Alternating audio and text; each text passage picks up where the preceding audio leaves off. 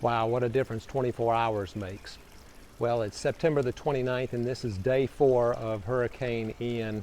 So this is the follow-up after the storm has passed on through, and it has gone up on through the Orlando area, and luckily Lakewood Ranch, Sarasota, Bradenton area were all spared. Now our hearts go out and our thoughts go out to the people down there in the Venice area, Punta Gorda, Sanibel, Captiva, all of that area, because they did not fare very well. Category 4 hitting yesterday around 1 o'clock p.m. So because we're further inland, we fared much better than those people that were on the coast, but we still had a lot of heavy winds, and they ran through about 2 o'clock this morning.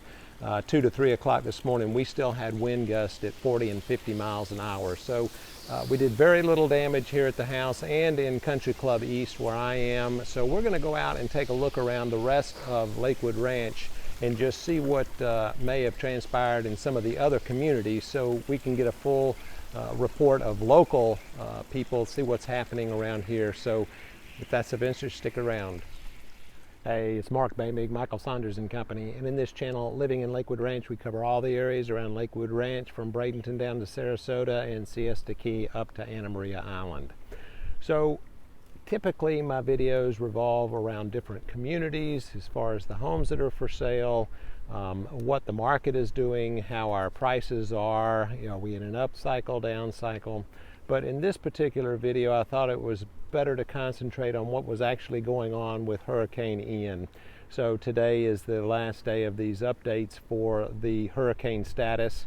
As I mentioned earlier, it has already moved up on the East Coast. So we hope that those people fare well with the impending storm on them. So I left here and I went through 4-5 different communities. I went on through Country Club East so I could give you an idea of what's going on in here. Went over to Lakewood Ranch Country Club to drive around Shoreview and Lake House Cove to the south of us, and then went up to Esplanade at Azario. So what I found out in common was that the most damage that I saw on any properties was trees down and lanai screens torn. So we were so fortunate that we didn't have any more issues than just that. Now, we were predicted to get 20 to 22 inches of rain. Now, if that had happened, I think that we would have had more issues, but we only got about 8.6 inches of rain, and a lot of our area did not lose power. Now, some of the area has lost power.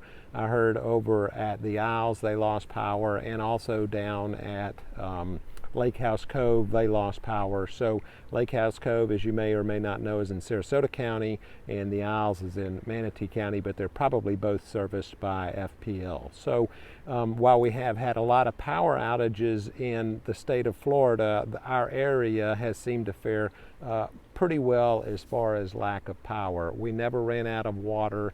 The water has run just fine, and I think I mentioned to you I was a little concerned if we got a lot of water how this pond was going to fare, and we did not get out of the banks. I've seen the pond higher than this on standard rains, and the pool did not overflow either, mainly because we only, like I said, got 8.6 inches and we drained it down a little bit. Now, a lot of the pools here do have a self-drain to keep the level stable. The problem with that is those are gravity fed, and if you have more water going in than what will flow out, the pool could, the edge of the water could come over the pool sides. So I didn't want to take that chance. So that's why we put in a manual pump, just a little sump pump to try and take care of that extra water. So I was glad that we did that, but it was unnecessary in the end. So I wanted to show you some video here of what we saw in these different communities as we go through Country Club East. Now, the biggest thing that we saw here was a very large palm tree that was down in these people's driveways. You can see right here, and that was the biggest tree that we saw down. And I was quite surprised. It seemed to me that most of the smaller trees are the ones that have had an issue. Most of the palm trees did not come down. It was more of the oak trees that seemed to have fallen and being pushed by the wind. And you can definitely tell that this wind had a northern push to it. because all the trees were laying in that direction. So the wind came from the north for our area. Now if it had come in up in Tampa, it probably would have had a much different direction, and so therefore we would have had different results as far as the trees that were down. Another thing that I wanted to point out to you is it seems to me like, as you can see over here in Lakewood Ranch Country Club, that the older, taller, more mature trees, the oak trees, seem to fare a little bit better than some of the smaller trees. It's probably because the root systems are spread out, and they didn't get that age by not having any kind of wind or issues in previous years. So I found that kind of interesting, as you can see going through here in Lakewood Ranch Country Club.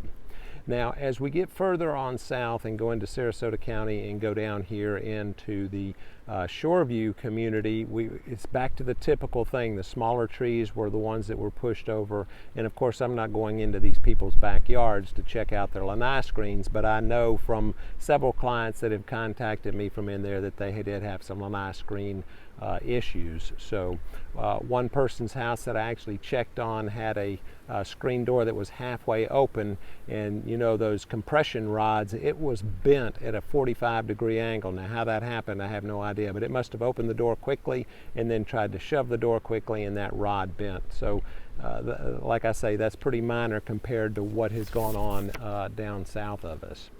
Now, as we move on over into Lake House Cove, we're seeing the same thing, trees down and that kind of thing. Debris spread all over the roads, but a lot of these people are getting out and cleaning up themselves. They're not waiting for anybody.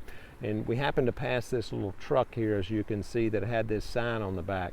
Now, I don't know if that person is legit, if they just stuck that sign on there to try and go out and take advantage of people. I hope not, but at least they were out trying to do some good. At least that's what I'm hoping they were trying to do. And then when I went into Esplanade at Azario, they seem to fare well, but as you can see, as you're going along 44th here, all of these fences are down. So those fences are down, and that shows you that the wind actually came from the north and shoved those over.